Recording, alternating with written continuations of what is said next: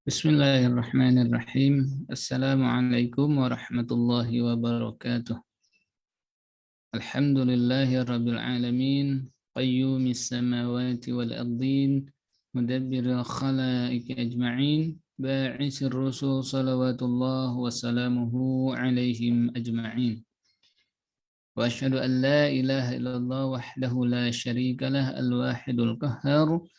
Wa asyhadu anna Muhammadan abduhu wa rasuluh wa habibuhu wa khaliluhu afdalul makhluqin. Allahumma salli ala sayyidina Muhammad wa ala ali sayyidina Muhammad amma ba'd. Mendidik anak adalah kewajiban bagi para orang tua, terkhusus bagi seorang ayah. Kewajiban ini akan dievaluasi, akan dimintai pertanggungjawaban, tidak saja di akhirat sudah pasti jelas tidak bisa menghindar.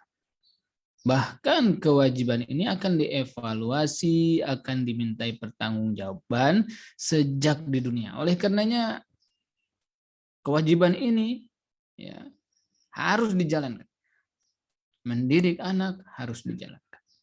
Namun tentu saja ada cara, ada model, dan ada cara bagaimana mendidik anak. Sebaik-baik cara adalah sebagaimana yang telah Nabi Shallallahu Alaihi Wasallam contohkan kepada kita.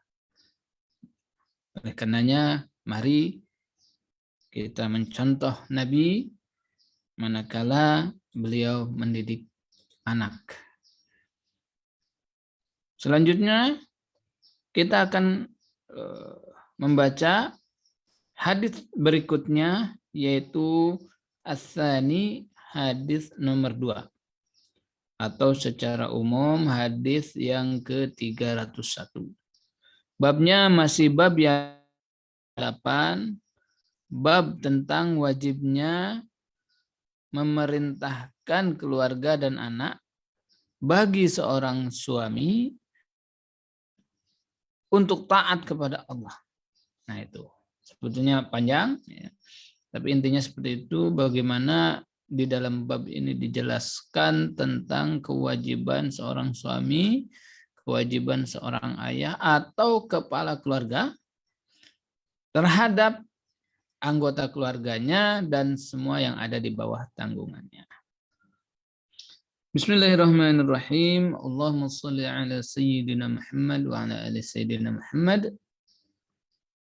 Wa an Abi Hafsin, dari Abu Hafs, siapa, yaitu Umar bin Abi Salamah. Umar bin Abu Salamah. Abdullah bin Abu Salamah ini maksudnya yaitu Abdullah bin Abdul Asad. Dan Abu Salamah salah seorang yang kemudian memiliki kedudukan di mata Nabi, dan beliau termasuk yang gugur ya di medan perang, dan kemudian Ummu Salamah menjadi istri Nabi. Jadi hadis ini dari Abu Hafs, dari Umar. Siapa Umar ini? Anak daripada Abu Salamah. Rabi bi Rasulillahi sallallahu alaihi wasallam. Dalam istilahnya, Robib ini artinya anak tiri lah ya, kalau kita katakan. Tapi nanti kita lihat dari segi bahasanya. Jadi Umar bin Abu Salamah ini adalah anak tiri kepada Rasulullah SAW. Qala, Umar berkata, kuntu, saya saat itu gulaman, masih seorang anak kecil. Fi hajri Rasulullah SAW. Dalam Rasulullah SAW. Wa kanat, dan suatu hari, yadi, ya, tangan saya tatishu fis sahfah. Ya, tangan saya bergerak-gerak, ya, tangan saya kesana kemari, ya maksudnya digerakkan ya. Kalau tangan nggak bisa kesana kemari, digerakkan. Fis sahfah, di tempat makan. Jadi ada tempat makanan. Nah, ini ngambil di sini, ambil lagi sana, gitu ya. Faqala, maka berkata li kepada saya Rasulullah sallallahu alaihi wasallam, siapa? Yaitu Rasulullah sallallahu alaihi wasallam. Apa kata Nabi? Ya gulamu. Ya. Ya gulamu. Wahai anak, samillahi ta'ala. Ya. Ucapkanlah bismillahi ar-rahmanir-rahim. Bismillah ini maksudnya ucapan bismillahirrahmanirrahim. Wa kul biyaminika, dan makanlah dengan wa kul mimma yalika, dan makanlah dari apa-apa yang dekat dengan kamu. Fama zalat, maka terus menerus dilakukan tilka ti'mati, ya, cara makan saya, kata Umar bin Abu Salamah, ba'du, setelah, ya, setelahnya. Maka terus apa yang diajarkan Nabi ini, apa yang diingatkan Nabi ini kepada Umar bin Abu Salamah, terus menerus sepanjang hidup. Muttafaqun alaih, hadis ini muttafaqun alaih, artinya diriwayatkan oleh Imam Bukhari dan juga Imam Muslim. Washu, maksudnya apa sih? Tataishu, tangannya tadi tataishu. Taduru, berputar-putar. Taduru itu mungkin di sini ngambil, ke sini ngambil. Fi nawahis sahbah, ya, di pinggir tempat wadah makanan itu. Ambil sini, ambil sini. Yang itu maksudnya kacau gitu ya. Maklumlah namanya anak-anak ya. Kalau anak-anak wajar. Kalau udah tua masih kayak gitu berarti ya masih kekanak-kanakan. Nah, hadis kedua ini bab yang ke-38, kisah daripada Umar bin Abu Salamah. Ketika beliau masih kecil dan berada di bawah bimbingan Nabi Shallallahu Alaihi Wasallam, karena Umar ini adalah anak daripada Abu Salamah dan tentu saja menjadi anak tiri daripada Rasulullah Shallallahu Alaihi Wasallam. Suatu saat makan ya bersama Nabi, bersama keluarga lah. Dan namanya anak-anak sekali lagi, ya lihat mungkin di piring itu ada daging, diambil.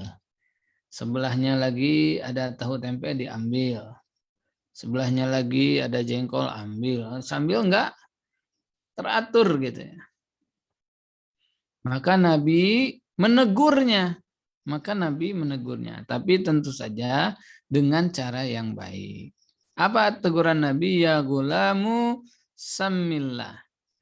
Wahai anak, ya gulam, ini juga sebuah panggilan yang panggilan sayang ya. Wahai anak, kata Nabi, samillah. Ucapkanlah bismillahirrahmanirrahim. Wa kul biyaminik, dan makanlah dengan tangan kananmu. Wa kul mimma yalik, dan makanlah dari apa-apa yang dekat dengan kamu. Ya, kalau yang dekat dengan kamu adalah acar atau sayur-sayur, ya itu aja makan. Nah, enggak gitu juga ya, kasihan kalau seperti itu. Maka apa kata Umar bin Abi Salamah? Fama zalat tilka ti'mati ba'du. Maka dengan teguran Nabi, pesan Nabi tadi, baca dulu bismillah, menggunakan tangan kanan, mengambil makanan dengan sopan maksudnya gitu ya, atau makanan yang terdekat, 3 hal tadi itu terus menerus ya Umar bin Abu Salamah lakukan sepanjang hidupnya. Padahal itu masih anak-anak. Nah, gitu ya.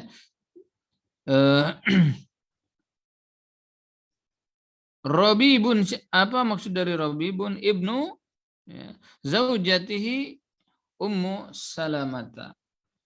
Ya ini jadi Abu Salamah wafat, maka Ummu Salamah dinikahi oleh Nabi, menjadi salah seorang daripada ummahatul mukminin, dan membawa seorang anak daripada Abu Salamah yang bernama Umar, yang berada di bawah bimbingan Rasulullah Shallallahu Alaihi Wasallam.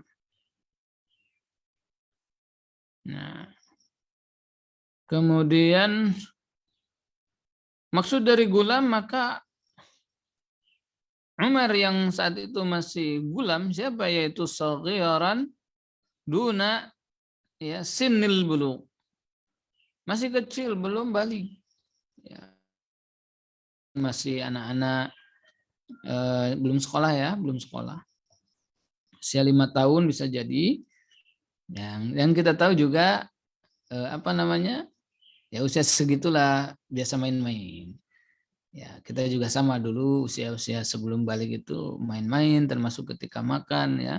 Karena nggak mungkin pula ya dari kita ada yang tiba-tiba langsung balik ya, setelah bayi langsung, setelah lahir langsung balik, nggak ada. Makanya anak-anak ketika melakukan hal yang seperti itu, seharusnya kita tidak heran, karena bisa jadi kita dulu lebih parah gitu ya. Kalau ini misalnya, kalau Umar bin Abu Salamah hanya ngambil makanan, bisa jadi dulu kita malah membanting makanan, bisa jadi. Nah, jadi ini bagaimana Nabi kemudian mendidik anak. Fadal hadis, faedah hadis yang pertama, wujubu tarbiyatil auladi 'alal adabil islam. Didik al-aulad, anak-anak, 'alal adab, ya, berdasarkan adab etika al-islamiyah, Islam ya, berdasarkan adab keislaman, wal akhlaqil fadilah, dan akhlak yang unggul atau akhlak yang mulia. Jadi wajib, ya, wajib ini artinya kalau tidak dilakukan menjadi dosa. Orang tua ya, terkhusus bapak, terkhusus ayah yang tidak mendidik anak-anaknya dengan adab-adab keislaman ya, dengan akhlak-akhlak baik, dengan akhlak-akhlak yang mulia, maka bapak kayak gini, maka ayah seperti ini ayah berdosa ya. Ayah yang berdosa, walaupun bisa jadi dia itu ahli ibadah ya. Memang belum saya baca atau belum kita kaji ya terkait dengan hadis bagaimana ada orang tua yang ahli ibadah ya, menjadi ahli surga tapi gagal. Gimana menjadi ahli surga tapi gagal? Rupanya ada yang menghambatnya, yaitu anaknya sendiri. Kenapa? Karena anaknya tidak dididik, dibiarkan begitu saja sehingga anak menjadi orang yang jahat, jauh dari Allah. Ini hati-hati. Jadi wajib mendidik anak-anak dengan dasar adab keislaman. Adab keislaman itu apa maksudnya? Ya, mudahnya adab keislaman itu adab ya, cara, tata cara, tingkah laku yang diajarkan Nabi Shallallahu Alaihi Wasallam itu. Ya, ya kan nggak semuanya Nabi ajarkan, iya betul, tapi secara prinsip seperti makan tadi, maka ada 3 hal. Memulai dengan basmalah, makan dengan tangan kanan, kemudian makan dengan sopan atau yang mengambil ketika mengambil makanan itu makanan yang terdekat. Nah, ini diantara adab Islam.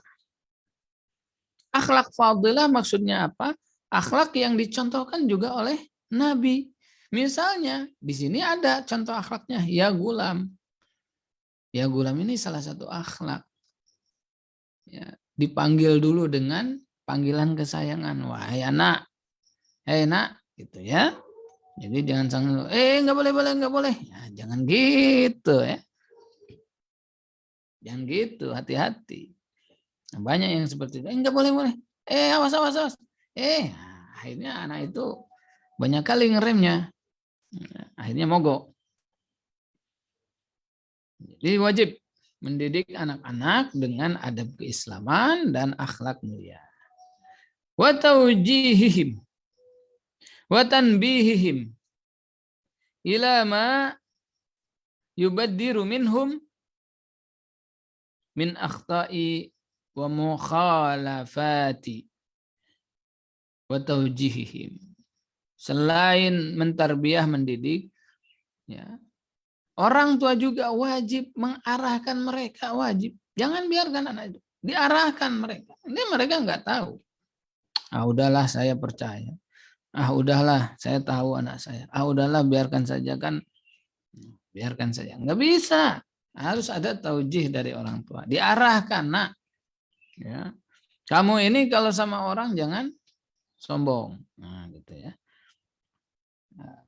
Nah, misalnya diarahkan, kamu ini jangan meninggalkan ibadah. Kamu harus beribadah.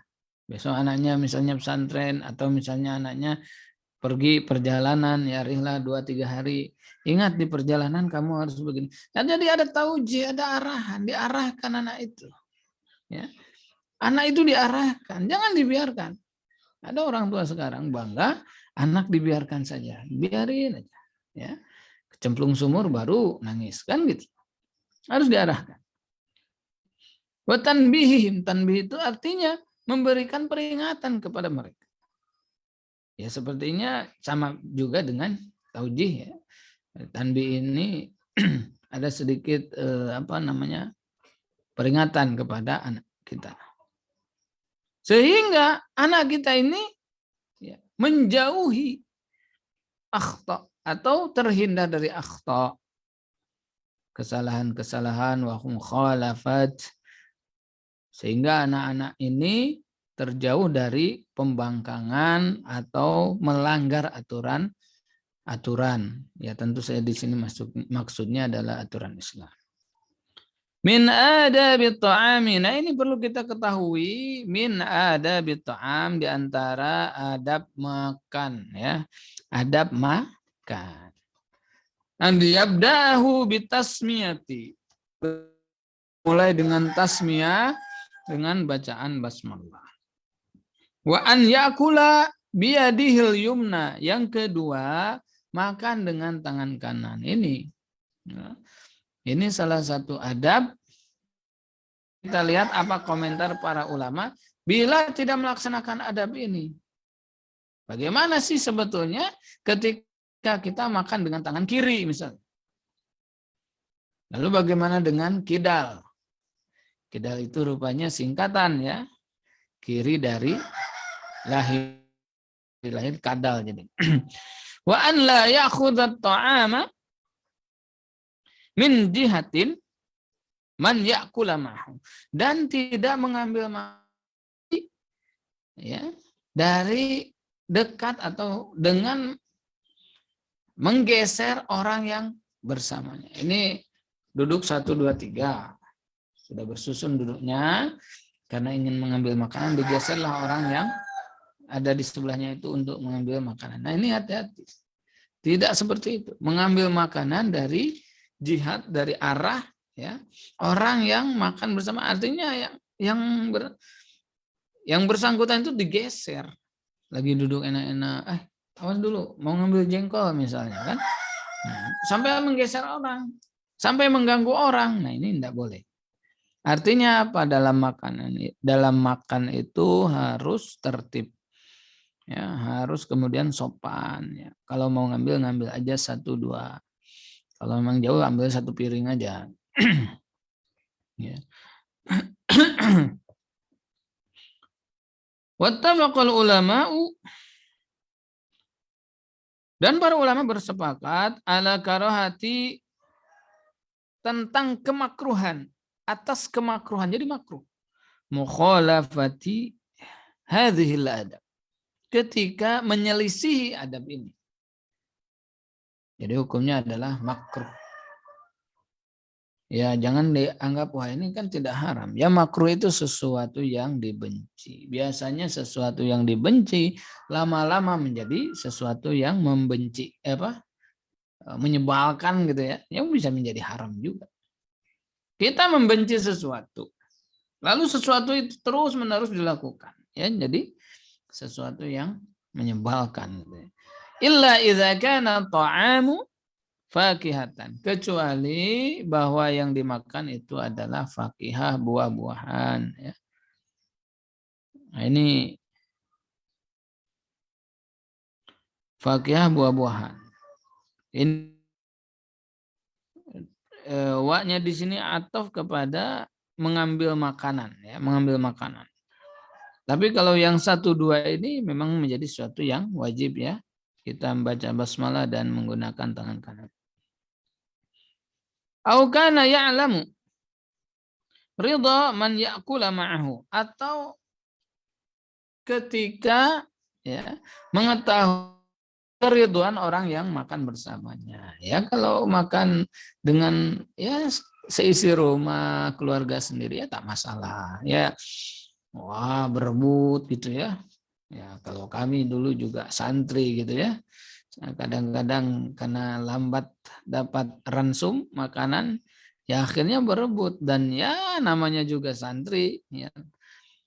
Tahu sama tahu, suka sama suka, maksudnya tahu sama tahu lah, ya. Jadi ada kerinduan yang nggak masalah, yang penting saya dapat nasi, kan gitu. Nah, ini katanya tidak masalah kalau memang yang makan bersama itu tidak merasa, ya, tidak merasa terganggu. Jadi mau ngambil gimana caranya pun boleh. Tapi tetap bahwa harus dijaga sopan santunnya. Kalau tidak juga akan mengganggu suasana makan. Tadinya mau makan malah ngajak berantem gitu, ya, karena tidak tertib.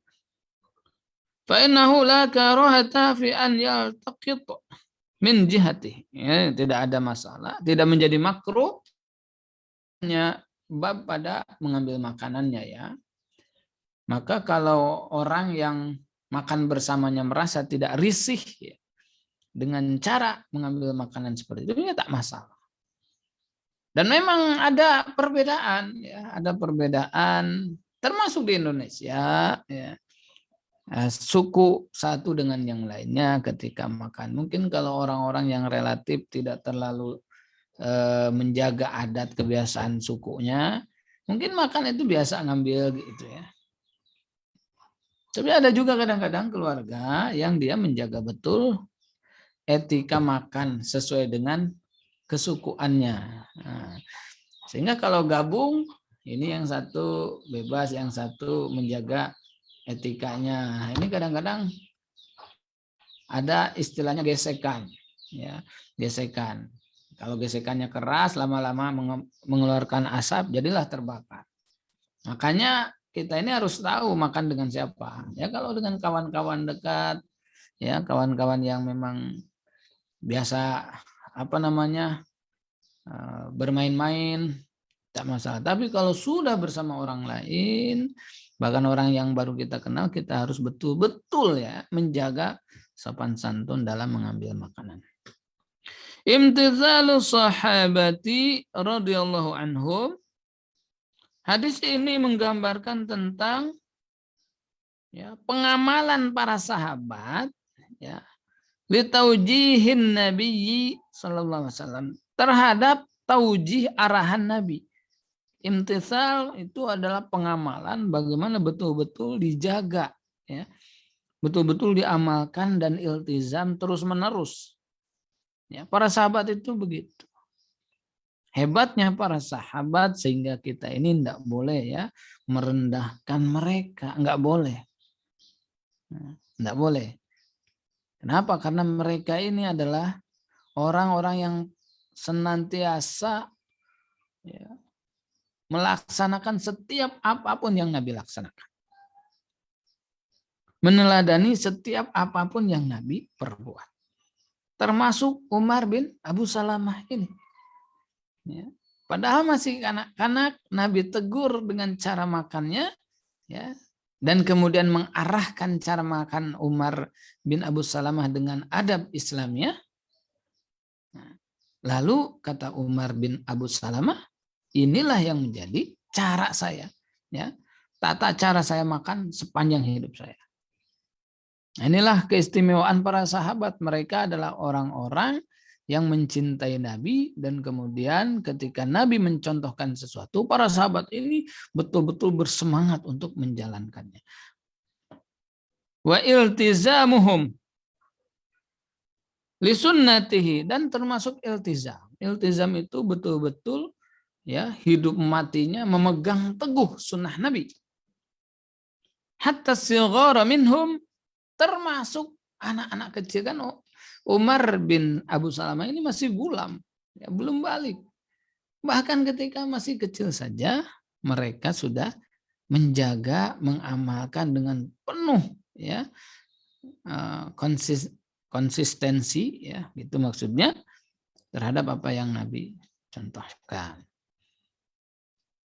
Nah, inilah kemudian gambaran bagaimana Nabi mendidik anak-anak yang tentu saja harus menjadi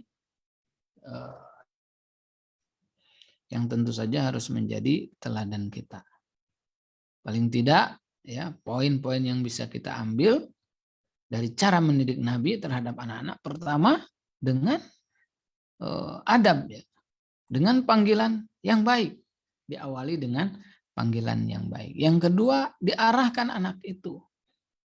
Jangan hanya ditegur, jangan begitu, jangan begini.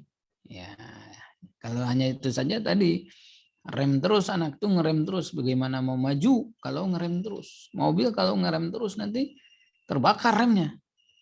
Nah, jadi kalau Nabi memanggil dulu dengan panggilan yang baik, ya gulam, samilah. Yang kedua, mengarahkan, diarahkan anak itu. Jadi sudah ditegur tuh mau diapain? Jangan naik tangga. Ya, kenapa jangan naik tangga gitu? Nanti jatuh misalnya, kan gitu. Jatuh misalnya, kepala pecah, dan lain sebagainya, diarahkan. Kadang-kadang orang tua sekarang kurang sabar sehingga hanya pandainya melarang tapi tidak mengarahkan. Yang ketiga, simpel gitu ya. Apa yang diarahkannya simpel. Jangan sampai kita kemudian mengarahkan ya anak dengan redaksi atau kalimat yang panjang. Sampai anak ini pening ya, kepalanya pusing, 7 keliling, bahkan 8. Ya. Nggak tahu apa yang diomongin orang tuanya. Jangan naik tangga. Nanti terpeleset, jatuh, kepalanya menggelinding, bocor, berdarah, masuk rumah sakit, biayanya mahal. Kemudian kamu di opname berhari-hari, nanti biayanya panjang kali. Panjang kali. Kalau Nabi mencontohkan dengan ya cara yang simpel.